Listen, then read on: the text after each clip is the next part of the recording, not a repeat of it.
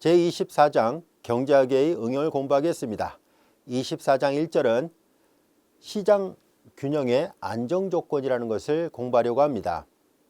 우리는 어떤 시장이 매우 균형적인 상태에 있다라고 가정을 한다면 이 시장에서 수요 곡선과 공급 곡선이 만나는 그 점, 이 점을 우리는 균형점이라고 얘기를 합니다. 이 균형점에서 균형 가격과 균형 공급량이 결정이 됩니다. 그런데 때에 따라서 어떤 시장이 매우 불균형한 상태에 있다라고 가정하게 되면은 그러면 시장 가격이 이와 같은 균형점에서 형성되는 것이 아니라 불균형한 상태에서 시장 가격이 결정될 때가 있습니다.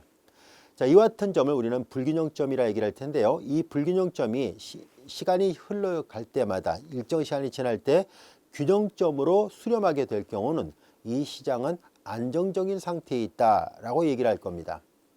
그러나 만약에 시간이 계속 흘렀는데도 불구하고서 이 불균형점이 균형점으로 수렴하지 않는다면 불안정한 상태에 있다라고 말을 하도록 하겠습니다.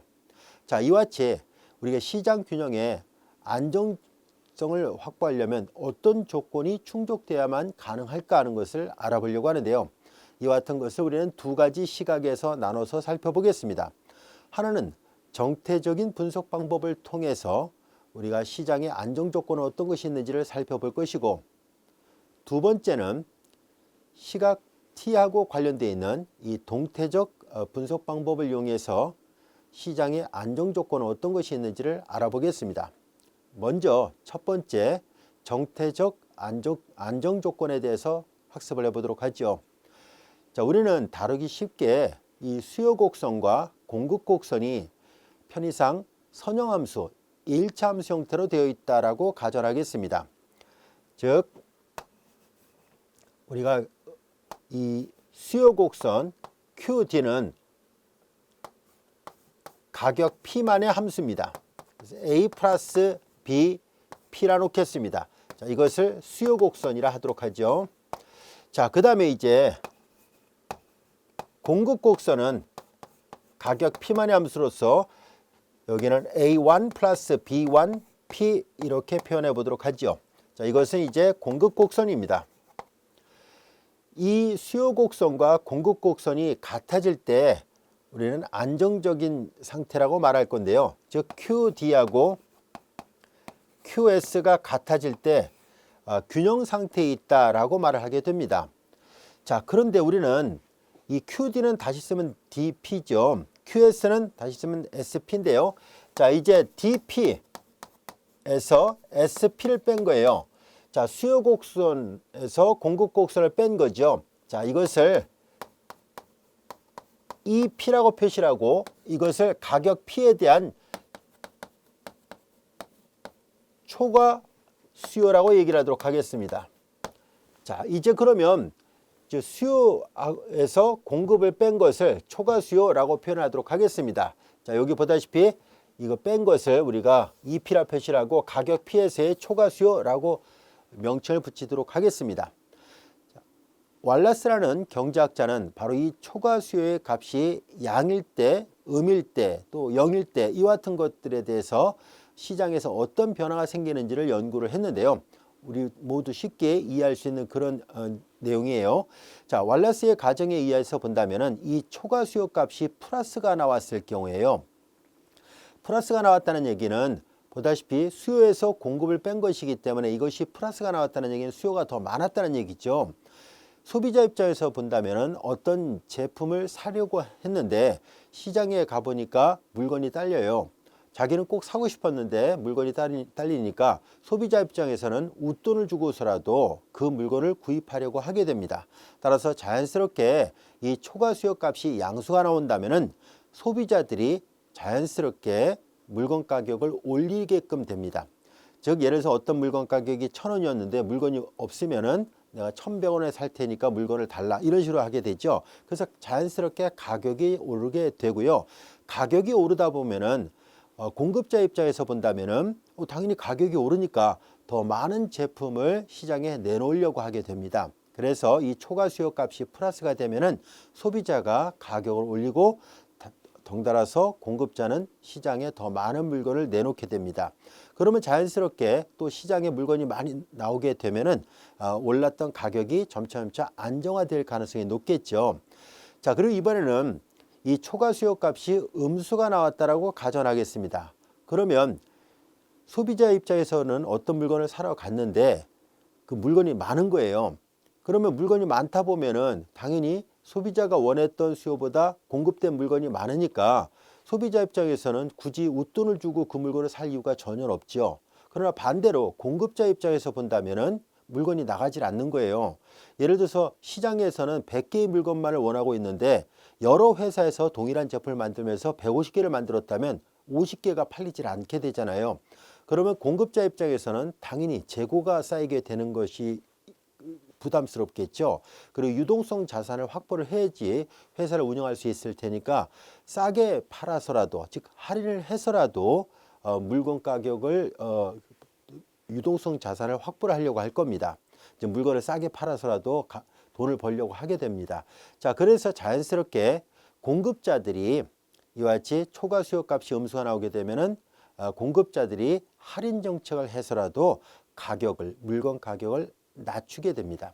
그럼 물건 가격이 낮아지니까 소비자 입장에서는 같은 품질을 갖고 있는 제품이 있을 때 상대적으로 가격이 더 낮은 더 싼 가격으로 물건을 사려고 하겠죠. 그래서 자연스럽게 소비자들이 그 물건을 더 많이 구매한다든가 이렇게 되겠죠.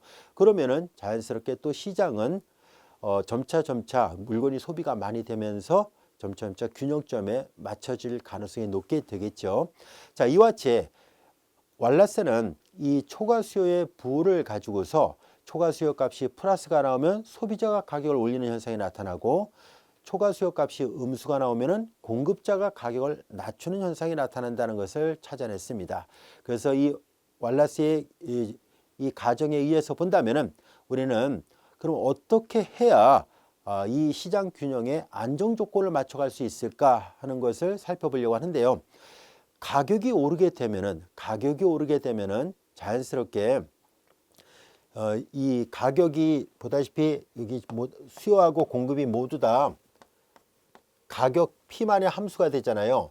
그래서 이 초과 수요가 음이 나오게끔 한다면 안정적으로 가게 될 거라는 것을 알 수 있습니다. 즉 DDP 가격의 변동, 가격이 올랐을 때 이 초과 수요 값이 음수가 되게끔 한다면은, 즉 초과 수요 값이 자꾸 감소하게끔 만들라는 얘기예요. 그러면 시장은 안정적으로 변화가 될 겁니다라는 것을 알 수 있습니다.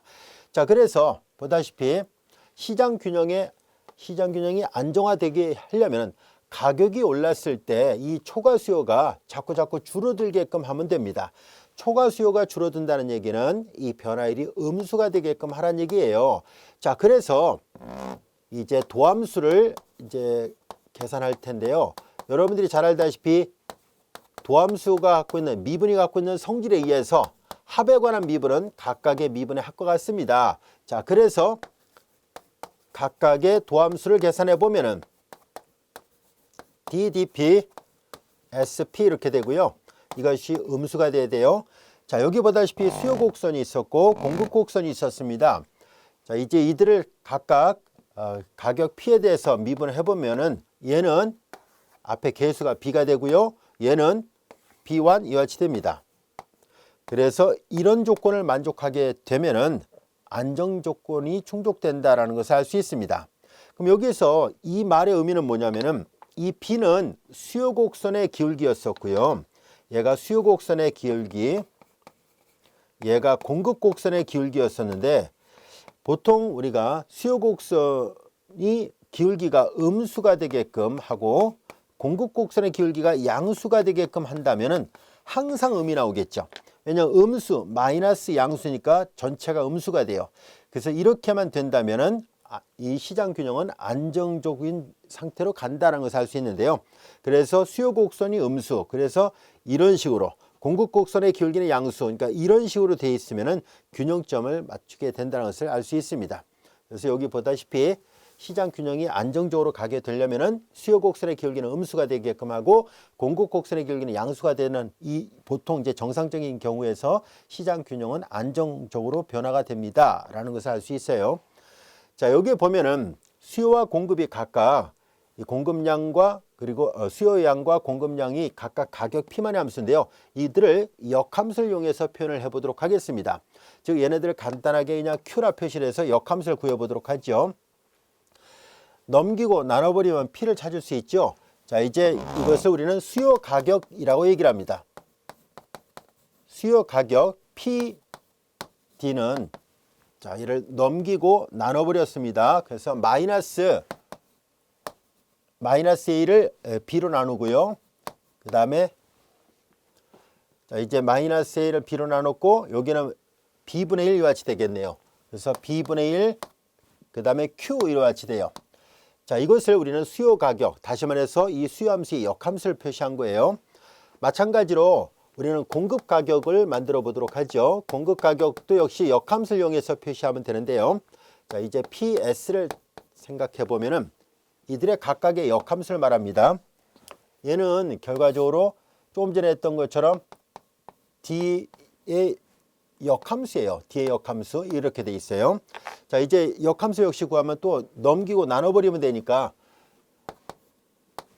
B1분의 A1 플러스 B1분의 1 그리고 Q 이와 같이 되어 있습니다. 이거 역시도 이제 S의 역함수죠. 역함수예요. 자, 이렇게 되어 있습니다. 자, 이렇게 수요 가격과 공급 가격을 이렇게 표시했을 때 자, 우리는 다음 같은 것을 생각해 보도록 하겠습니다. 조금 전에 했던 것과 마찬가지로 이 수요 가격에서 공급 가격을 뺄 거예요. 수요 가격에서 공급 가격을 뺀 것을 자, 얘를 이제 FQ라 표시를 했습니다. 책에서는 그냥 FQ라 표시했어요. 여기 이제 2로 썼으니까 그 다음에 이제 F를 쓴 것 뿐이에요. FQ 이렇게 하고 자, 이제 이것을 얘를 초과 수요라고 얘기를 했다면 얘를 이제 초과 수요 가격이라고 말을 하도록 하겠습니다. 자, 이것을 왜냐면 이거 가격을 나타내고 있는 식이거든요. 수요 가격에서 공급 가격을 뺀 거니까 초과 수요 가격이에요. 자, 이렇게 정의를 했을 때 자, 조금 전에 우리는 이렇게 수요 곡선과 공급 곡선의 차를 이용한 초과 수요가 양일 때와 음일 때에 따라서 왈라스의 가정에 대해서 살펴봤었는데요. 이제 마샬의 가정은 어떤 것인지 한번 살펴보도록 하겠습니다. 이 마샬이라는 경제학자는 이 초과 수요 가격이 플러스일 때와 마이너스일 때 각각 어떤 변화가 있는지를 연구를 했는데요. 이것도 별로 어려운 내용은 아니에요. 자, 마샬의 가정에 의하면은 초과 수요 가격이 양수가 나오게 되면 생산자들은 공급량을 증가시킵니다라는 얘기예요. 이거 당연한 얘기죠. 왜냐하면 이 초과 수요 가격이 이게 양수가 나왔다는 얘기는 이 수요 가격이 공급 가격보다 더 크게 나왔다는 얘기죠. 그러면 공급자 입장에서 어떻게 돼요? 물건을 많이 만들어낼수록 그만큼 이윤이 생기겠죠. 그래서 초과 수요 가격이 양수가 나오게 되면 생산자들은 더 많이 공급량을 늘리려고 하는 경향이 발생하게 됩니다. 그러나 만약에 초과 수요 가격이 음수가 나왔어요. 즉 수요 가격보다 공급 가격이 더 높아요. 그러면 물건이 잘 안 팔리죠. 그러니까 물건이 안 팔리는데 물건을 더 많이 만들 이유가 없잖아요. 그래서 공급량을 줄여야 돼요. 그래서 자연스럽게 이런 현상이 나타나고 있다는 것을 알 수 있습니다. 이렇게 함으로 해서 이윤을 극대화시키려고 노력을 하게 되거든요. 그래서 초과 수요 가격이 양이면 산출량은 늘어나요. 앞에서도 얘기했던 것과 같은 이치예요. 그래서 초과 수요 가격이 음이면 그 공급자 입장에서는 당연히 물건을 좀 덜 시장에 내놓으려고 하게 될 거예요. 자, 이제 그러면은 이 마샬의 가정에 의해서 본다면은 그러면은 우리는 이 공급량이 늘어나게 될 때 그러면 이 초과 수요 가격이 어떤 변화가 있어야 안정적인 조건을 만족할 수 있을까 하는 것을 알아보려고 하는데요. 자, 얘도 마찬가지로 공급량이 늘어날 때 잘 보세요. 공급량이 늘어날 때 그러면은 이 초과 수요 가격이 감소해야만이 된다는 것을 알 수 있어요. 그래야만이 안정화된다는 것을 알 수 있거든요. 자, 조금 전에 했던 것과 비슷하죠. 초과 가격이 늘어날 때 초과 수요 가격이 감소해지 안정화되는 것처럼 이제 이 공급량이 늘어날 때 초과 수요 가격이 줄어들어야 점차 가격이 안정적으로 균형점을 찾아갑니다라고 할 수 있습니다. 따라서 얘도 마찬가지로 조금 전에 했던 이 원리와 똑같이 하나하나 계산을 해보면 도함수를 계산합니다. 자, 이제 D의 역함수, S의 역함수죠. 그들의 도함수, 이 과정을 생략하고 바로 도함수니까 이거 1차함수거든요. 그 도함수를 구하니까 앞에 계수 B분의 1과 마이너스 빼는 거예요. 마이너스 B1분의 1. 자, 이렇게 되겠구나라는 것을 알 수 있습니다. 자, 그래서 이제 이 마샬의 가정에 의해서 얻어지는 시장 균형의 안정 조건은 어떻게 해야 될까 하고 봤더니 공급량을 늘렸을 때 초과 수요 가격이 하락하기만 하면 감소하기만 하면 됩니다라는 것을 알 수 있어요. 그래서 이런 조건을 만족하면은 시장은 안정화가 됩니다라는 얘기예요. 그러면은 이런 조건을 만족한다는 얘기는 자, 이 B분의 1이 바로 수요 가격의 기울기를 나타내고요. B1분의 1은 공급 가격의 기울기를 나타내는데요. 그럼 이게 전체가 항상 음수가 나오려면 앞에서 했던 거와 비슷하게 얘가 음수가 되고 얘가 양수가 됐다면 음수에서 양수를 빼면 전체가 음수가 돼버리죠. 그러면 언제나 이 부등호 관계를 만족하기 때문에 시장이 안정화될 것이다 라는 것을 알 수 있어요. 그래서 수요 곡선의 기울기는 항상 음수, 공급 곡선의 기울기가 양수로 돼 있는 상태라면 언제나 시장 균형은 안정적으로 바뀌게 됩니다 라는 것을 알 수 있습니다. 자, 그래서 우리는 앞에서 수요 곡선과 공급 곡선을 표현할 때 우리가 많이 해왔던 것이 자, 여기를 공급량으로 여기를 가격으로 표시하잖아요. 그래프를 그릴 때, 즉 다시 말해서 이렇게 역함수 형태로서 우리가 그래프를 많이 그려왔었으니까요. 자, 이제 이 그래프를 갖고 생활해 보도록 하겠습니다. 자, 우리는 가정하기를 1차함수 형태로 지금 가정이 되어 있잖아요. 그래서 이제 간단하게 1차함수 형태로 이렇게 표현해 보도록 하죠. 자, 이제 얘가 바로 수요 가격이에요. 이 파란색이 수요 가격 PD를 뜻합니다. 자, 보다시피 수요 곡선의 기울기가 음수가 되고 그리고 공급 곡선의 기울기 자, 이제 이것이 공급 가격을 나타내요. 여기가 생산량이고 여기가 가격이에요. 그래서 이 함수는 이제 공급 가격 이렇게 표현한 거고요. 그 다음에 이제 PS 이렇게 됩니다. 자, 이제 이렇게 공급 곡선의 기울기는 양수로 수요 곡선의 기울기가 음수가 되는 이런 상태라면 시장 균형은 안정적으로 갑니다 라는 얘기예요. 자, 여기에서 이렇게 두 개가 정확하게 만나는 이 점이 있죠. 이 점을 우리가 균형점이라고 얘기를 합니다. 여기를 우리가 이제 Q스타로 놔볼게요. 이렇게 되는 이 점을 우리가 균형점이라고 얘기를 하는데요. 만약에 어떤 시장이 불안정한 상태가 돼서 이 공급량이 만약에 여기 와 있었는데 이걸 Q1이라 놓겠습니다. 그러면은 여기가 바로 공급 가격은 이 Q1만큼 공급할 때 공급 가격은 Q1S 그 다음에 이제 여기 파란색이 수요 가격이잖아요. 그래서 여기를 우리는 Q1D 이렇게 표현했다라고 보겠습니다. 가격을 나타내는 거니까 P라 씁시다. P 자, 이와 같이 되어 있어요. Q1을 공급할 때 가격이 P1, Q1을 공급할 때 가격이 P1이라는 얘기니까 이렇게 되어 있습니다. 자, 여기 보면은 여기 보다시피 요 노란색은 보다시피 공급 가격을 나타내고 있고요. 파란색은 수요 가격을 나타내요. 그런데 여기 앞서 설명한 것처럼 이 초과 수요 가격이 생겼잖아요. 초과 수요 가격이 양수가 나와였어요. 초과 수요 가격이 이만큼의 차이가 있으니까 여기에 나와 있는 요만큼의 요 보라색만큼의 요 갭이 바로 이 초과 수요 가격이에요. 이 가격이 크면 클수록 마샬의 가정에 의해서 본다면 공급자는 당연히 공급량을 더 늘리려고 합니다. 왜냐하면 팔면 팔수록 이득이 생기니까요. 그래서 더 많이 시장에다가 제품을 생산해서 내놓으려고 하게 됐죠. 그래서 이렇게 요만큼의 갭이 생겼으니까 그래서 자연스럽게 이 초과 수요 가격이 플러스가 나오면은 그 기업 입장에서는 공급량을 늘리려고 하게 됩니다. 이해할 수 있겠죠? 그럼 만약에 이제 여기에서 결정이 생겼다고 가정해 봐요.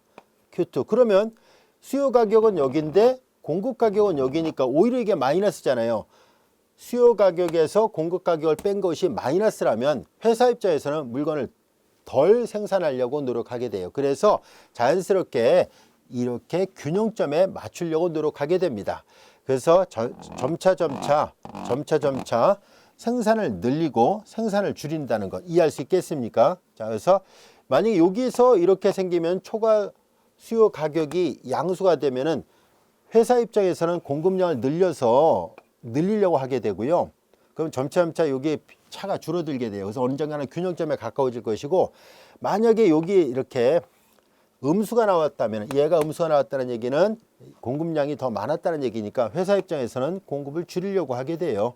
그래서 점차 이 갭이 줄어들어서 균형점에 맞춰질 수 있도록, 그래서 안정화될 수 있도록 한다라는 것을 이 그림을 통해서 알 수 있습니다. 결과적으로 이 마샬의 가정에 의해서 본다면은 수요 가격 곡선, 즉 수요 곡선의 기울기보다는 공급 곡선의 기울기가 크면은 항상 안정적으로 갑니다. 자, 이 기울기보다 이 기울기가 크잖아요. 그러니까 지금 하나가 음이고 하나 양이면 더할 나위 없이 좋고, 둘 다 양이든 둘 다 음이든 간에 얘보다 얘의 기울기가 크면은 안정적이다라는 것을 말해주고 있습니다. 자, 그래서 우리 책에 보면은 그래프에 이렇게 하나가 음이고 하나가 양인 게 아니라 둘 다 음인 경우가 있어요. 그렇게 돼도 상관없다는 것을 알 수 있습니다. 이 조건에 의해서 앞에 거에서 뒤에 거 뺀 게 음이 된다는 얘기니까 이 기울기보다 이 기울기가 더 크면 돼요. 다시 말해서 여기가 B1분의 1이니까 공급 가격의 기울기, 즉 공급 곡선의 기울기가 더 크기만 하면은 안정적으로 됩니다라는 얘기예요. 우리 책에 보면은 얘가 이렇게 돼 있고요. 수요 가격이, 그 다음에 얘가 이런 식으로 돼 있습니다. 둘 다 음이에요. 둘 다 음이 되는 경우가 생겼다 할지라도 역시 여기가 균형점이 됐습니다. 여기도 이제 똑같이 Q스타를 놓겠습니다. 자, 여기가 균형점인데요. 이렇게 되면은 마샬의 가정에 의해서 본다면은 당연히 만약에 요만큼의 가격이 결정됐다라 봐요. 이렇게 되면 이제 마샬의 조건에 의해서 보면 안정적이에요. 아까 이 부등호 방향이 이 작은 값, 큰 값이니까 항상 음이 되거든요.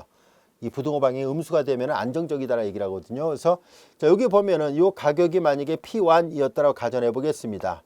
그러면은 여기 잘 보면은 이 노란색은 이 공급 가격이에요. 이 QD는 수요 가격이고요. 자, 이제 가격이 형성이 됐는데요. 가격이 여기 P축이 가격축이에요. 자, 가격이 형성이 됐는데 여러분들이 보면 알 수 있듯이 자, 여기 보면은 공급 가격은 여기인데, 자, 이제 여기 가격이 이렇게 돼 있어요. 여기는 만나는 점을 생각하면은 요만큼이 바로 초과 수요가 됐다는 것을 알 수 있습니다. 그 가격, 그 차를 생각해 보면은 요만큼이 초과 수요가 됐고, 그러면 회사 입장에서 본다면은 이거는 이 가격은 전체 시장에서 본다면 가격은 인상될 수밖에 없어요. 왜 그런지 그림을 잘 보세요. 자, 공급 가격인데 그때 여기가 이제 Q1이었다라 봐요. 여기는 Q1 프라임이라 보겠습니다.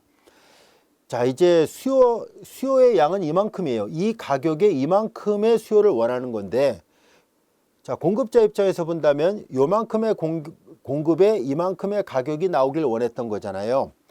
그러니까 P1 가격 입장에서 본다면 생산자 입장에서는 Q1만큼을 생산해서 P1만큼을 얻으려고 했는데, 지금 보다시피 여기 파란색이 수요자잖아요. 수요자는 이만큼의 양에 대해서 이렇게 되길 원한 거죠. 그러면은 당연히 자연스럽게 어떻게 되겠어요? 가격을 더 인상하게 된다는 것을 알 수 있습니다. 초과 수요가 발생했거든요. 초과 수요가 발생했기 때문에 가격이 인상될 수밖에 없습니다는 얘기예요. 이해할 수 있겠죠? 자, 그 다음에 이제 만약에 이쪽에서 가격이 결정됐어요. P2예요. P2에서 결정됐다면은, 자, 여기 보면은 이만큼의 또 차이가 생기죠. 이 초과 수요가 생겼는데요. 이렇게 되면은 가격을 인하를 해야 돼요. 왜냐하면 여기가 Q2 프라임이라 하겠습니다. 자, 그럼 공급자는 이 가격에 이만큼을 공급을 하려고 했는데, 그런데 보다시피 소비자는 요만큼의 가격을, 요만큼의 제품에 대해서 가격을 P2만큼만 지불하려고 했던 거예요. 그 요만큼의 초과 수요가 생겼으니까 가격을 인하를 해야 된다는 것을 알 수 있습니다. 그래서 점차 이렇게 되는데요. 이 교점에서부터 멀어지면 멀어질수록 이 편차가 커집니다. 편차가 커진다는 것을 알 수 있습니다. 정태적 안정 조건에 대해서 공부했었는데요. 이제 동태적 안정 조건에 대해서 살펴보겠습니다. 즉 동태적 안정 조건을 구하려고 하는 것은 시간이 지남에 따라서 어떤 조건 하에서 안정화가 될 것인가 하는 것을 알아보려고 합니다. 자, 조금 전까지는 우리는 수요 곡선과 공급 곡선의 기울기라든가 이런 걸 가지고 우리가 판단을 했었다면은 이제 시간과 관련되어 있다는 것을 강조하기 위해서 다음과 같이 수요 곡선과 공급 곡선을 시간 t만의 함수 형태라는 것을 강조하기 위해서 t를 표현해서 나타내 보도록 하겠습니다. 자, 이제 그러면은 우리는 수요 곡선은 여기도 이제 t를 써서 표시할게요. 시간 t만의 함수라는 뜻이에요. 자, 이것은 이제 다음 같은 1차식 형태로 되어 있다라고 가정하겠습니다. 자, 이제 이것은 이제 수요 곡선이고요. 자, 공급 곡선도 역시 시간 t만의 함수라는 것을 강조하기 위해서 독립변수 t를 구체적으로 써서 표현을 해 보도록 하겠습니다. 자, 그러면 우리가 정태적 안정 조건을 다루는 과정에서 왈라스의 가정을 살펴봤었죠. 그 왈라스의 가정을 이 함수에다가 동일하게 적용한다면은 dt-st, 자, 이것을 우리가 초과 수요라 얘기를 했었죠. 자, 이것이 우리가 이제 가격을 변동시키는 요인이 되는데요. 우리 여기서 적당한 이게 비례식 관계에 있다는 것을 알 수 있습니다. 그래서 적당한 비례 상수를 k라 놓고 하면은 이퀄을 만들 수 있는데요. 이 k를 우리는 비례 상수 또는 조정 계수, 조정 상수라고 얘기를 합니다. 자, 그래서 왈라스의 안정화 조건을 수학 기호를 써서 표시하면 이렇게 나타낼 수 있고요. 자, 이들을 조금 더 풀어서 써볼까요?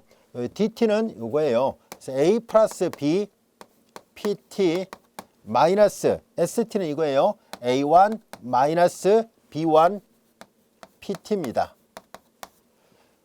이들을 다시 한번 잘 정리해 보도록 하죠. 즉 PT가 있는 부분과 그렇지 않은 부분으로 구별을 해 보려고 합니다. B-B1 PT, 그 다음에 이제 나머지는 다 전개하겠습니다. K 그리고 A-A1 이렇게 됐어요. 그래서 주어진 식을 다시 한번 써보니까 얘는 일개 선형미방 형태라는 것을 알 수 있어요. 얘를 좌변을 이완하니까 마이너스 K B-B1의 PT가 되고 우변 K, A-A1 이와 같이 되어 있습니다.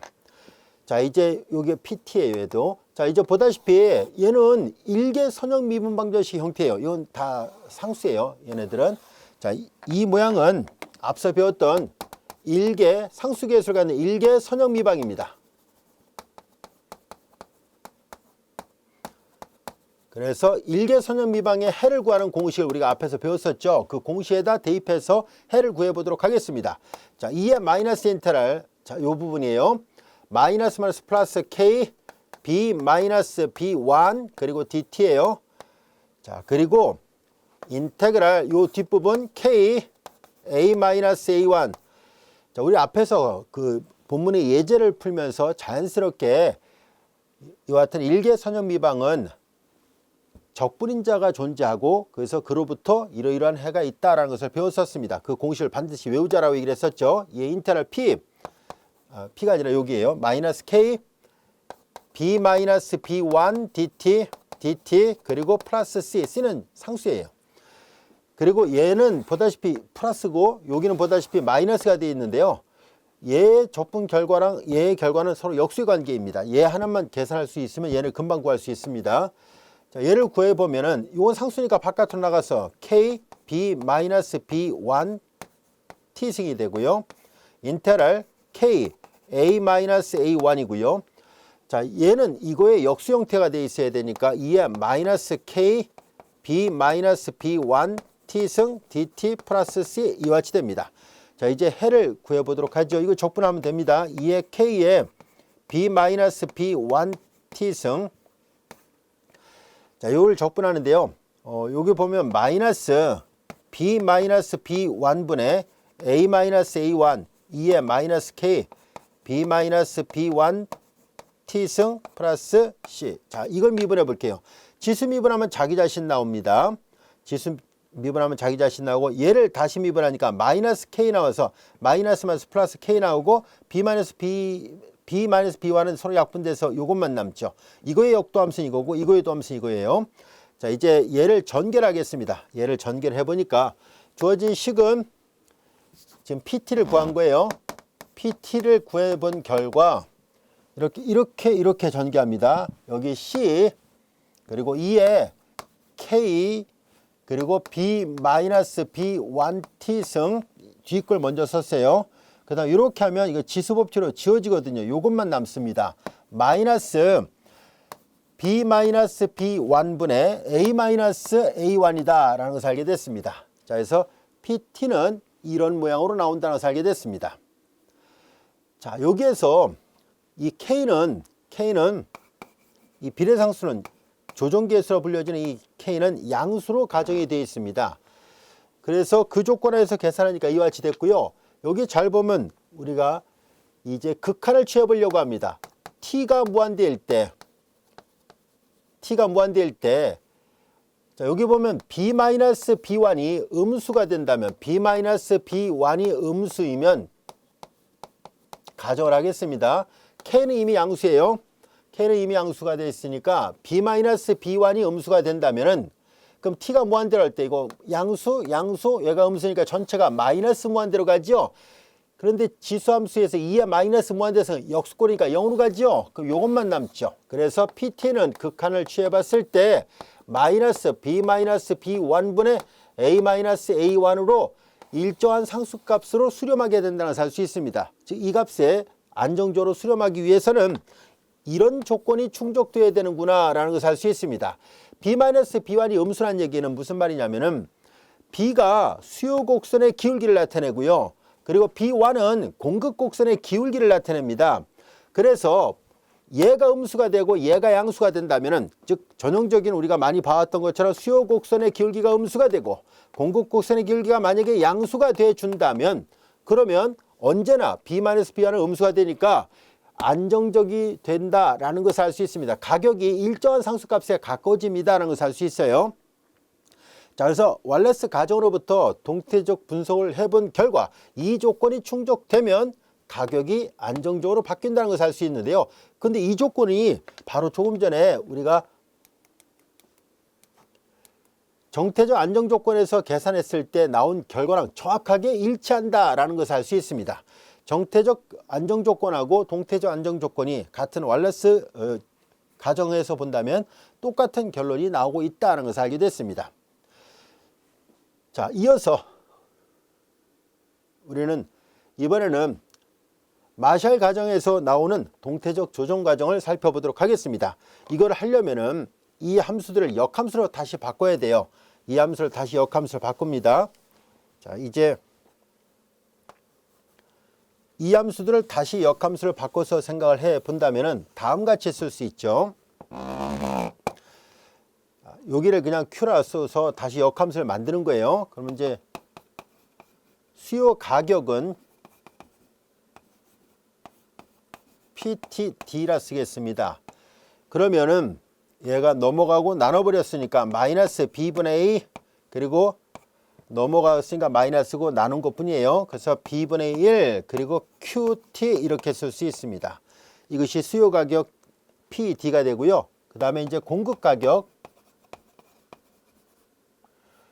자, 공급 가격, 그 다음에 마찬가지로 PST는 마이너스 B1분의 A1 그리고 플러스 B1분의 1 그리고 QT 이와 같이 됐습니다. 자, 수요 가격과 공급 가격이 이렇게 있고요. 우리 앞서 다뤘던 것처럼 이 마샬 가정 하에서 본다면은 초과 수요 가격이 있었잖아요.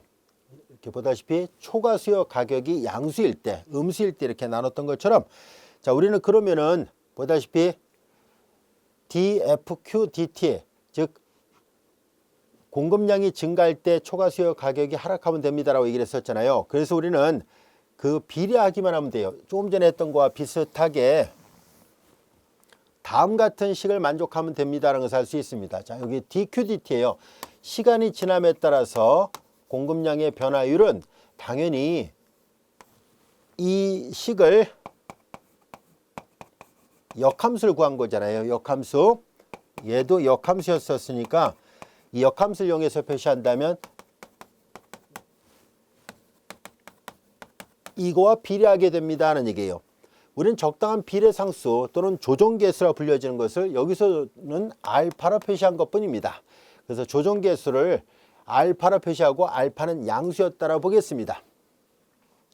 자, 이제 그러면 이 식을 정돈을 해보려고 합니다. 알파, 자, 이건 역함수잖아요. 이 역함수는 이렇게 생겼고요. 이거에서 얘를 빼는 거죠. 그럼 앞에서 했던 것처럼 한꺼번에 묶어서 봅시다. 그럼 이제 B분의 1 마이너스 B1분의 1 그리고 QT 그리고 이거에서 이걸 뺀 것이니까 이거에서 이걸 뺐어요. 이거에서 이걸 빼니까 마이너스 묶어내면은 B분의 A 마이너스 B1분의 A1 이와 같이 됩니다. 자, 이거의 알파벳이에요. 그 다음에 다 전개하고 다시 정리를 해보겠습니다. DQ, DT 넘어왔습니다. 마이너스 알파 B분의 1 마이너스 B1분의 1 그 다음에 QT 그 다음에 마이너스 이 우변은 이렇게 된 거 그대로 쓰겠습니다. 마이너스 알파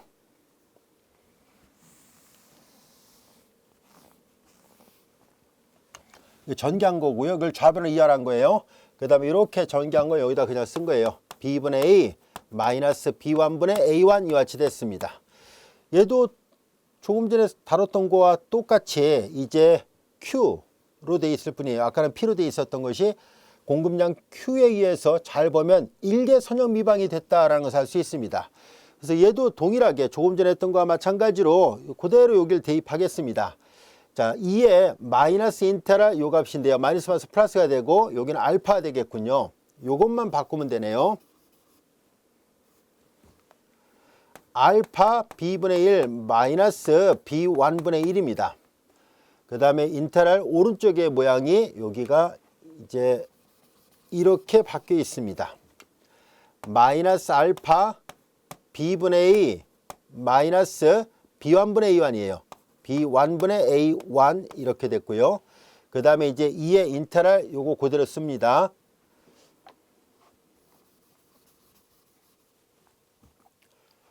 알파 B분의 1 마이너스 B1분의 1 그리고 그냥 똑같이 C라 쓰겠습니다.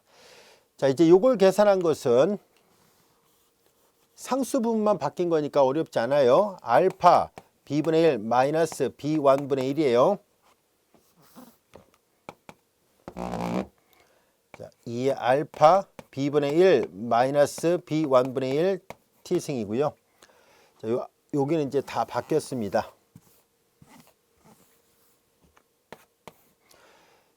마이너스 알파 B분의 A 마이너스 B1분의 A1 그리고 5는 적분한 게 이거하고는 역수관계에 있어요. 그래서 2의 마이너스 알파 B분의 1 마이너스 B1분의 1 그리고 T승 이와 같이 됐고요.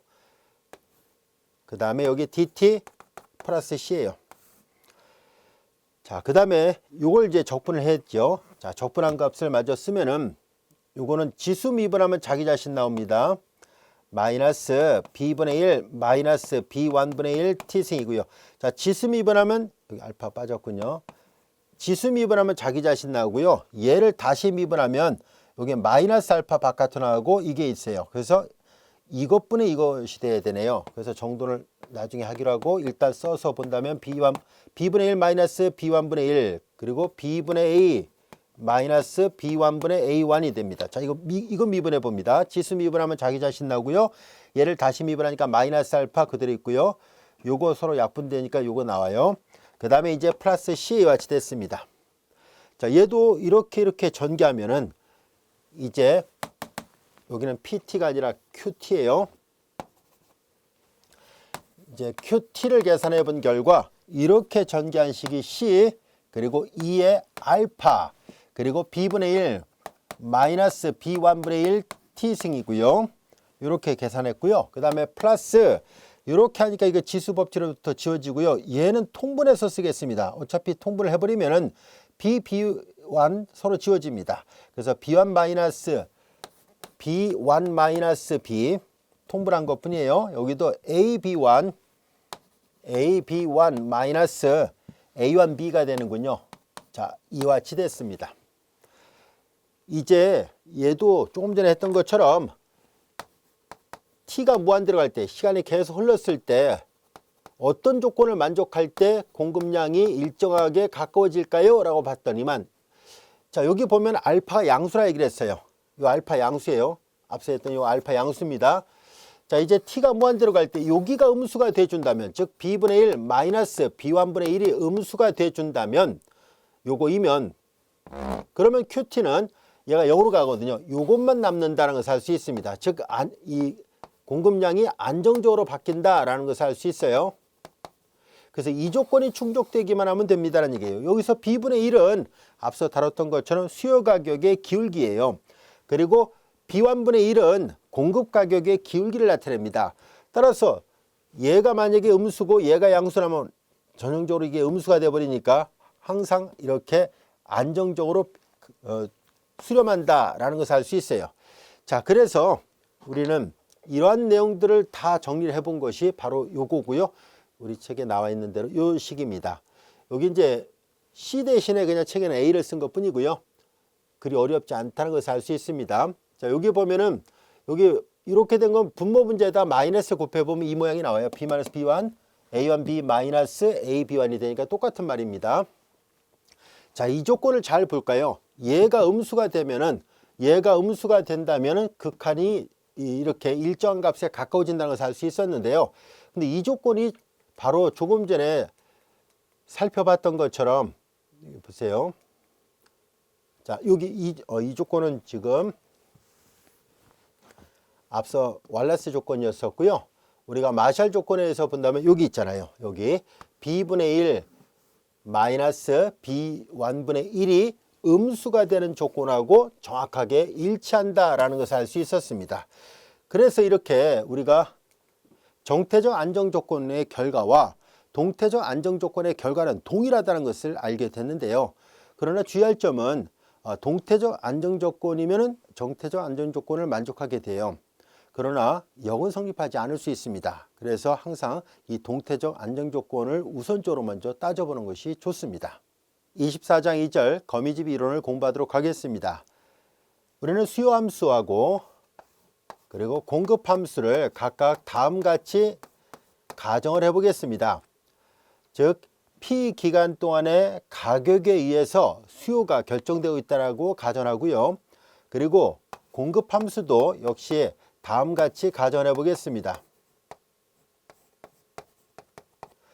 공급 함수는 바로 이 T 기간 내 공급 함수는 T-1 기간의 가격에 의해서 결정된다라고 가정하겠습니다. 자, 이와 같이 수요와 공급이 이렇게 되어 있다고 가정하고 우리는 이 시장이 균형 조건을 만족하고 있다고 가정해 보겠습니다. 즉 균형 조건에서 수요와 공급이 일치한다라고 가정해 볼까요? 자, 그럼 이 식을 직접 대입을 해서 비교를 해보도록 하겠습니다. A 플러스 B PT와 A1 플러스 B1 PT 마이너스 1과 같이 되는데요. 자, 이 식을 정돈을 좀 해보도록 하겠습니다. BPT 나머지를 우변으로 이완하겠습니다. 얘를 먼저 쓸게요. equal B1 그리고 PT 마이너스 1 그리고 A1 마이너스 A입니다.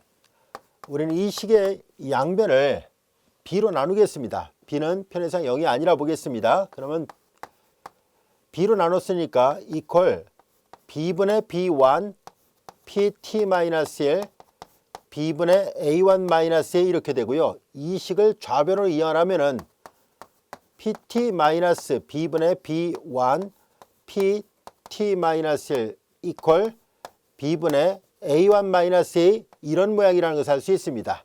이것은 여러분들이 보면 알 수 있듯이 상수계수와 상수항을 갖는 일개 선형 정차 방정식이다라는 것을 알 수 있습니다. 일개선형 정차방정식이에요. 그런데 우리는 일개선형 정차방정식의 해를 구하는 방법을 이미 앞에서 23장 2절에서 배웠었습니다.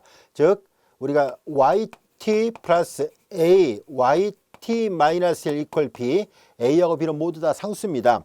자, 이와 같이 돼 있었을 때 이와 같은 상수계수와 상수항을 갖는 일개선형 정차방정식의 해 yt를 구할 때 자, 편의상 a가 마이너스 1이 아니었더라 보겠습니다. 지금 요가 마이너스 1이 아니라 보고 지금 이 공식에다 대입을 하려고 합니다. 자, 이제 yt의 모양은 이미 앞에서 배웠던 것처럼 a 마이너스 a의 t승 그리고 플러스 1 플러스 a분의 b예요. 자, 여기 분모에 와 있기 때문에 당연히 1 플러스 a는 0이 아니라는 가정하에서 다루고 있습니다.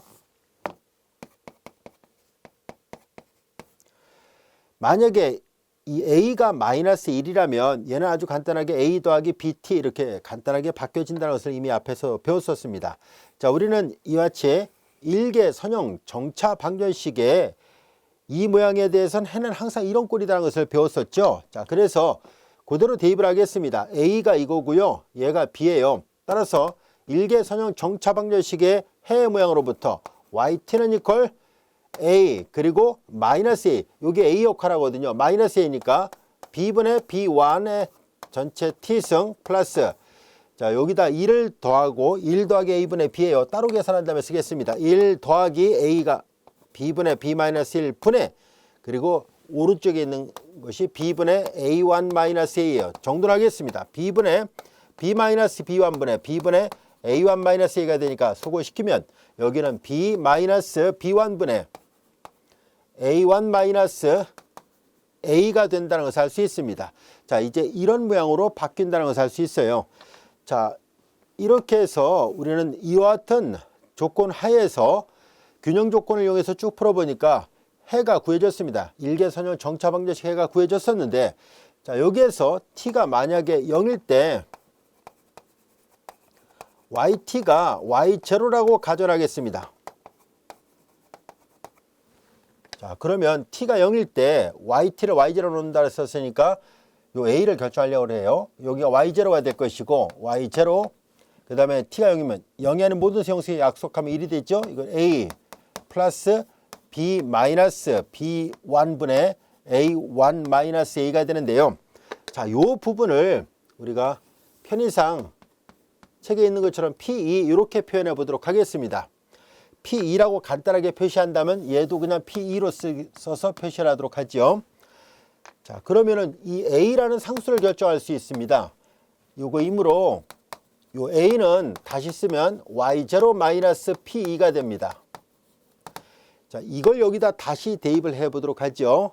그래서 주어진 식은 YT는 이퀄 A 대신에 Y0 마이너스 P2 그리고 B분의 B1의 전체 T승 플러스 P2 이와 같이 됩니다. 자, 여기에서 만약에 가정을 세워볼까요? 만일 여기 B분의 B1의 자, 요 값의 크기가 예를 들어서 1보다 작으면 하고 가정해 보겠습니다. 요거의 크기가 1보다 작다라고 가정해 버리면은 자, 이제 극한 취하면은 이게 1보다 작고 t가 지금 무한대로 가버리니까 t가 무한대일 때 yt는 자연스럽게 p2의 값에 수렴한다는 것을 알 수 있습니다. 이게 0으로 가죠. 자, 이제 이 p 값에 수렴하게 되는데 우리는 요 p2 값을 요거 잘 보면 우리가 앞에서 배웠던 것처럼 이 정태적 균형 가격이 돼요. 왜 그러냐면 얘가 앞에서 배웠던 것처럼 정태적 균형 가격이 된다는 것을 한번 확인해 보겠습니다. 왜냐면은 자, 우린 여기에서 첨자를 다 떼어내고 상수로만 놓고 생각해 보겠습니다. 그러면 D는 이퀄 A 플러스 BP가 되고요. 그 다음에 S는 이퀄 공급은 A1 플러스 B1 P 이렇게 놓았을 때 D하고 S가 같은 균형 조건을 만족하는 것을 풀어보면은 이를 두 개를 같이 놓고 풀면은 A 플러스 BP 이퀄 A1 플러스 B1P가 되는데요. 균형 조건을 P2라 표시를 할 거예요. 균형 조건을 만족하는 가격, 균형 가격이랍니다. 자, 그걸 편의상 P2라 표시한다면은 자, 이걸 이제 넘겨서 계산합니다. 이렇게 넘기고 이렇게 넘겨서 본다면 B-B1 P2 equal A1-A가 되고요. 이걸로 나눠버리면 정확하게 이 모양과 같다는 것을 알 수 있어요. 그래서 B-B1분의 A1-A가 되니까 그래서 균형 가격이 되는구나 라는 것을 알 수 있어요. 그래서 정태적 균형 가격과 같아졌습니다. 그래서 이 조건을 충족한다면은 안정적인 가격을 갖게 된다는 것을 알 수 있어요. 자, 이제 지금까지 설명했던 내용들이 바로 여기에 나와 있는 식들이고요. 조금 전에 다 우리가 계산했던 식입니다. 그래서 PT를 이렇게 표시할 수 있었어요. 자, 여기까지 할 수 있겠죠. 자, 여기를 가격을 여기에 지금 가격 함수니까 YT라 쓸 게 아니라 PT라 썼어야 되겠군요. 예, 정정합니다. PT로 돼 있었으니까 YT가 아니라 요걸 보고 선생님 무심코 YT라 썼네요. PT로 정정합니다. 자, 이제 그러면은 주어진 식에서 그럼 여기를 그럼 여기도 바꿔야 되겠네요. YT가 Y0가 아니라 가격으로 되어 있는 함수니까 PT가 P0로 한다면 여기를 P0로 다시 기호를 바꿔 놓도록 하겠습니다. 자, 그러면 여기는 P0 이렇게 됐어요. 여기는 PT. 자, 그래서 기호를 전부 다 P로 바꿔서 표시를 하도록 하겠습니다. 자, 여기까지 충분히 이해할 수 있겠죠. 그래서 이렇게 해가지고 이 조건을 충족하기만 하면은 극한을 취했을 때 이 정태적 균형 가격으로 수렴한다라는 것을 알 수 있습니다. 그래서 안정 조건은 바로 이 조건을 충족하면은 안정 조건을 만족한다는 것을 알 수 있어요. 자, 우리 교재에 보면은 거미집 모형이라서 이제 그림이 여러 가지가 그려져 있는데요. 자, 그 부분을 좀 하나하나 살펴보도록 하겠습니다. 자, 여기에서 이 말의 의미가 어떤 뜻을 담고 있는지 한번 보겠습니다. 이 수요와 공급은 각각 이렇게 QD 그리고 QS였었죠. 자, 그런데 우리가 보통 그림을 그릴 때는 수평축이 그 공급을 나타내는 Q, 세로축이 가격을 나타냈었죠. 그래서 우리는 역함수 형태로 표시해야 된다는 것을 이미 앞에서 배워서 알고 있는 상태입니다.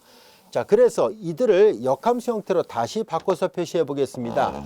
역함수 형태로 다시 바꿔서 표시한다면은 여기는 PT 그러면 이제 넘기고 나눠버린 거잖아요. 그러니까 마이너스 B분의 A 그리고 B분의 1Q 이와 같이 됐습니다. 그 다음에 여기 밑에도 마찬가지로 PS.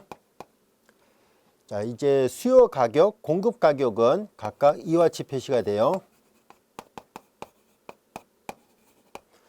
자, 이들을 알기 쉽게 그림을 그려서 설명을 해보려고 합니다. 그림을 그려보면은 자, 여기가 공급을 나타내는 Q축이고요. 여기는 가격을 나타내는 P축입니다.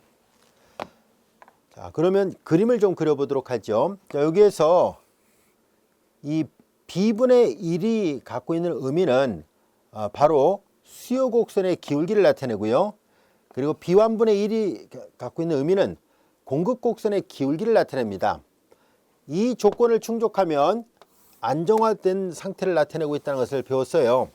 그래서 이 조건을 좀 더 자세하게 살펴보도록 하겠습니다. 이 말의 의미는 양변에 우리가 B1과 B1, 이 B1의 크기와 B의 크기, 이건 이제 B의 절대값분의 B1의 절대값과 같잖아요. 그래서 양변에 B의 크기를 곱해버리면 부등호 방향이 변하지 않습니다. 역수를 취해보도록 할게요. 그러면 B1의 크기 분의 1, B1의 그냥 이렇게 씁시다. 그럼 부등호 방향이 바뀌게 되죠. 자, 이제 이게 뭘 의미하는가 하고 봤더니 B1의 역수는 바로 공급 곡선의 기울기예요. 얘가 공급 곡선의 기울기를 나타냅니다. 공급 곡선의 기울기의 크기예요. 그럼 얘가 의미하는 바는 B분의 1은 바로 이렇게 수요 곡선의 기울기를 나타냈잖아요. 수요 곡선의 기울기의 크기예요. 따라서 이렇게 안정된 조건을 만족하려면은 이 조건을 충족해야 됩니다라는 것을 알게 됐어요.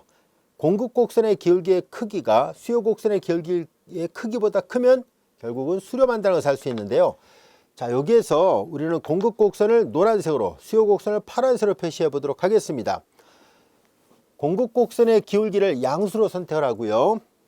그 다음에 수요 곡선의 기울기를 음수로 할 때, 자, 이제 얘는 가파르게 하고 얘는 좀 완만하게 이렇게 표현해 보도록 하겠습니다. 그래야지 이 조건을 만족하죠.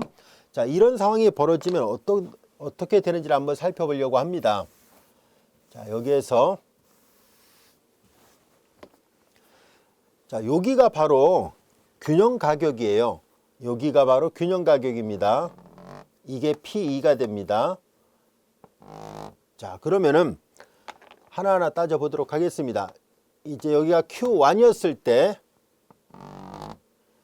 자, 여기가 바로 이제 여기가 P, 여기가 의미하는 바는 파란색이 수요 곡선이라 얘기를 했었잖아요. 수요 곡선, 얘가 공급 곡선입니다. 어떤 변화가 생기는지를 한번 살펴보려고 해요. 자, 그러면 여기에서 우리가 보면은 이 가격이 Q1일 때 대하는 여기 가격은 P1 이와 같이 됩니다. 그러면 이제 요 점에서 공급 가격을 좀 찾아보면 이렇게 되고, 자, 공급량은 여기가 Q2가 됩니다. Q2. 자, 그 다음에 이제 Q2에서 다시 여기에서 수요 가격을 찾아보면은 여기가 P2가 되고요. 자, 여기 P2에서 다시 그대로 올라가서 여기 이렇게 잘 보면 이렇게 계속 빙글빙글 돌면서 여기 균형 가격에 가까워지고 있다는 것을 알 수 있어요. 공급 곡선의 기울기가 수요 곡선의 기울기보다 더 가파르다면은, 자, 여기서부터 보겠습니다. 여기서부터 보면은 이렇게, 그 다음에 이렇게 되고, 이런 모양으로 계속 균형 가격에 한없이 가까워지고 있다는 것을 알 수 있습니다.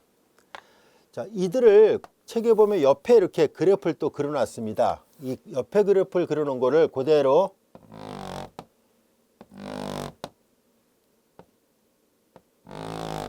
자, 이렇게 보면은 결과적으로 여기가 이제 P1 가격이 쭉 이어지다가 P1 가격, 그 다음에 다시 P2 가격, 그 다음에 P3 이렇게 해서 결과적으로 진동하면서 감쇄하고 있다는 것을 알 수 있습니다. 충분히 이해할 수 있겠죠. 이렇게 진동하면서 감쇄하는 형태가 나타나고 있습니다. 그래서 그 가격이 P1, P2, P3, P4 이렇게 해서 쭉 이렇게 진동하다가 결과적으로 균형 가격에 수렴하게 된다는 것을 확인할 수 있었습니다. 자, 이것은 공급 곡선의 기울기가 수요 곡선의 기울기보다 훨씬 더 클 때를 말하고 있는데요. 만약에 이 부동호 방향이 반대가 되면 어떻게 될까요?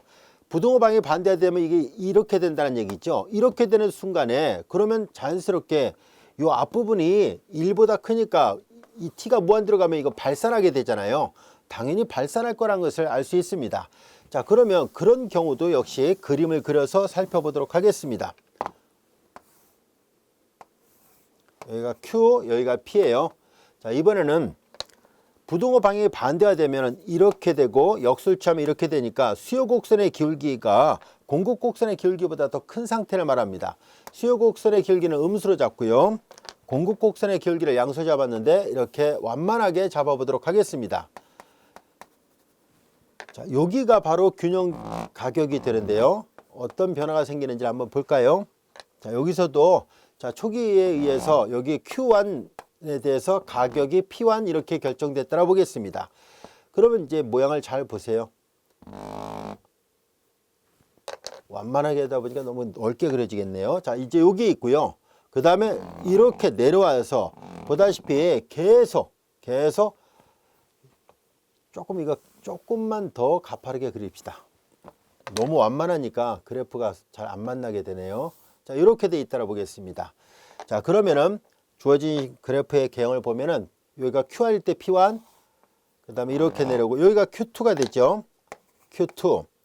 자, 이와 같이 됐습니다. 그럼 이 그래프가 이렇게 돼 있으면 여기서 이렇게 가고 또 계속 이렇게 되니까 이게 바깥으로 발산한다는 것을 알 수 있어요. 자, 그래서 이렇게 멀어지고 있다라는 것을 알 수 있습니다. 이 가격이 음수가 나올 리는 없으니까 이게 너무 이렇게 가파르게 나서 그래요. 저 그림을 좀 현실감 있게 한번 다시 그려볼게요.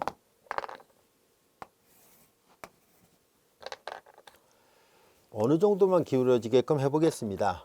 자, 이렇게 됐고, 그 다음에 얘가 요 정도 있다라 보겠습니다. 여기가 균형 가격이 나왔었고요. 자, 가까이서 잡읍시다. 그러면은 조금 더 해결하기 쉬울 거예요. 그래서 여기가 Q1이고요. 자, Q1일 때 대하는 요 가격이 P1이었습니다. P1. 자, 그리고 이제 여기에서 여기가 Q2가 되고요. 자, Q2일 때 대하는 요 가격이 바로 P2가 됩니다. P2 이렇게 됐습니다. 그리고 여기도 사실 이게 공급량이니까 마이너스가 나올 리는 없습니다. 그래서 여기까지만 그려볼게요. 그래서 여기서부터 이렇게 보면 이렇게 멀어지고 있다라는 것을 알 수 있죠. 점차. 그리고 여기는 가까워졌는데 얘는 멀어지고 있으니까 그래프를 그리면 이것도 진동 발산한다는 것을 알 수 있습니다. 자, 이번에는 여기가 등호화될 때는 어떻게 되는지 한번 볼까요? 등호화된다면은 자, 이 기울기하고 이 기울기가 정확하게 그 크기가 같다는 얘기예요. 그러면은 이 균형 가격이 이렇게 있을 때 자, 만약에 여기서 결정했다면 얘는 보다시피 계속 순환은 됩니다. 기울기가 같으니까 계속 순환돼요. 그래서 그림을 덧칠해서 본다면 요 점에 이렇게 가고 이렇게 가고요. 계속 여기만 빙글빙글 돌아요. 그래서 가격이 요 두 군데에서만 왔다 갔다 합니다. P1, 여기가 P2예요. 그러니까 그래프를 보면 오른쪽 그래프를 보면 진동하는 형태로만 돼 있어요. P1, P2, P1, P2, P1, P2. 그래서 얘는 진동하면서 발산합니다. 얘도 진동 발산이고 얘는 그냥 진동이에요. 계속. 그러니까 수렴하려면은 보다시피 이 공급 곡선의 기울기가 수요 곡선의 기울기보다 그 크기가 더 커야 된다는 것을 알 수 있습니다. 그래서 이 모양을 잘 보면 마치 거미집 모양을 만들어 놓은 것과 같다 해서 이것을 우리가 거미집 모형이라고 얘기를 합니다. 그리고 이제 오른쪽에는 이제 시간에 따라서 이 가격이 어떻게 되는지를 살펴보고 있었는데요. 여러분들 이 그림 충분히 이해할 수 있을 겁니다. 어려운 내용은 아닙니다. 자, 여기까지 이해할 수 있겠죠? 자, 이어서 우리는 24장 3절 국민소득 결정 모형에 대해서 살펴보도록 하겠습니다. 우리는 국민총소득을 Y라 놓겠습니다. 국민총소득을 Y라 놓고 그리고 소비함수 소득이 있고 이제 소비 그리고 여기 I는 투자입니다. 자, 이 국민소득 수준에 상관없이 투자가 결정되고 있다라고 가정을 하겠습니다. 그리고 소비함수는 보다시피 이렇게 소비함수는 소득에 대한 일차함수로 결정되어 있다라고 가정하겠습니다. 자, 이제 이 식을 여기다 대입을 했을 때 균형 국민소득이 얼마인지를 찾아보겠습니다. 균형 국민소득을 찾기 위해서 얘를 여기다 대입하면 A 플러스 B, Y 플러스 I가 되고요. 자, 이 등호를 만족하는 Y를 우리는 균형 국민소득이라고 얘기를 합니다. 얘를 넘겨서 다시 한번 살펴보면 1-B Y 이퀄 A 플러스 I 이와 같이 되고요. 1-B가 0이 아니라는 가정하에서 양변을 1-B로 나눠보겠습니다. 그러면 이 균형 국민소득을 우리 책에 있는 것처럼 Y스타로 표시하겠습니다. 양변을 1-B로 나눠버리면 1-B분의 A 플러스 그리고 I. 자, 이제 균형 국민소득을 만족하게 되는 투자를 기존의 I하고 구별하기 위해서 I 바로 표시한 것 뿐입니다. 자, 여기에서 이제 우리는 이 투자의 약간의 변화에 따라서 국민소득의 변화가 어떻게 되는지를 한번 살펴보려고 합니다. 국민소득의 변화량은 이 I가 약간 변화했을 때 이걸 계산하면 1-B분의 1의 델타 I 바로 표시가 가능합니다. 자, 그러면은 즉 투자가 약간 증가했을 때 균형 국민소득의 변화도 생겼다라는 것을 알 수 있습니다. 투자가 약간 늘어났을 때 균형 국민소득의 변화량이 요만큼 늘어났습니다라는 얘기예요. 자, 여기에서 우리는 새로운 균형 국민소득을 Y-로 표시를 했습니다. 그러면 이제 Y-은 Y스타 더하기 델타 Y스타로 약속을 합니다. 자, 그럼 Y스타는 위에 써 있는 것처럼 1-B분의 A 플러스 I 바가 되고요. 그 다음에 델타 Y스타는 1-B분의 1의 델타 I 바 이와 같이 됐죠. 자, 이제 여기는 그냥 델타 I라만 쓰겠습니다. 책에 있는 것처럼 델타 I로만 그냥 표시하도록 하지요. 자, 이제 그러면 이 식을 정돈하면 1-B분의 A 플러스 I 바 플러스 델타 I가 됩니다. 자, 이것이 새로운 균형 국민 소득에 대한 모양인데요. 투자가 약간 증가했을 때 새로운 균형 국민 소득은 이런 모양으로 나온다라는 것을 알게 됐습니다. 그런데 이것은 보다시피 겉보기에 시간하고는 전혀 관계없는 상태로 정태적 분석을 한 상태입니다. 균형 국민 소득이 이렇게 나온다는 것은 이제 시간이 겉보기에 전혀 나타나지 않았잖아요. 우리 이 문제를 동태적 방법으로 분석을 해 보려고 합니다. 그래서 다음과 같이 가정을 세워보도록 하죠. 현재 소비는 전 기간의 소득 수준에 의존한다라고 가정하겠습니다. 조금 전에는 바로 이렇게 국민소득하고 소비 그리고 투자를 시간 T하고 전혀 관계없는 식으로 우리가 계산을 했다면 이제 다음 같은 조건 하에서 시간이 변함에 따라서 어떤 변화가 생기는지를 알아보려고 합니다.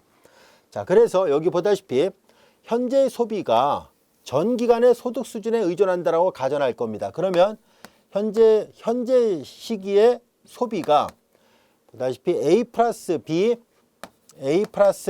Y, 여기가 바로 그 현재 소비가 그 전기의 소득을 나타내는 거예요. 전 기간의 소득 수준에 의존하게 되니까 이렇게 표현할 수 있고요.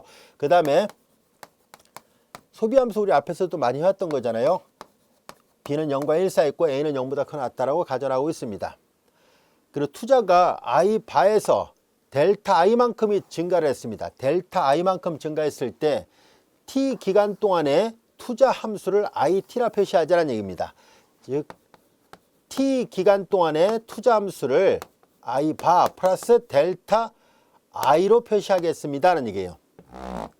자, 이제 균형 국민소득이 되기 위한 조건은 바로 국민 총소득하고 그 다음에 소비 플러스 투자랑 같은 식이 돼야 되죠. 그래서 YT는 이퀄 CT 플러스 IT 이렇게 돼야 됩니다. 자, 여기에다가 이 CT 값을 여기다 대입을 하도록 하죠. 그러면 여기는 A 플러스 B YT 마이너스 L 플러스 IT가 되고요. 자, 이 IT는 여기 나와 있는 것처럼 이걸로 바꿔 놓겠습니다. I 바 플러스 델타 I가 됐습니다. 얘를 좌변으로 이완하죠. 그러면 YT 마이너스 B YT 마이너스 L 얘를 우변으로 얘만 넘어갔으니까 얘는 그대로 있어요. A 플러스 I 바 플러스 델타 I와 같이 됐습니다.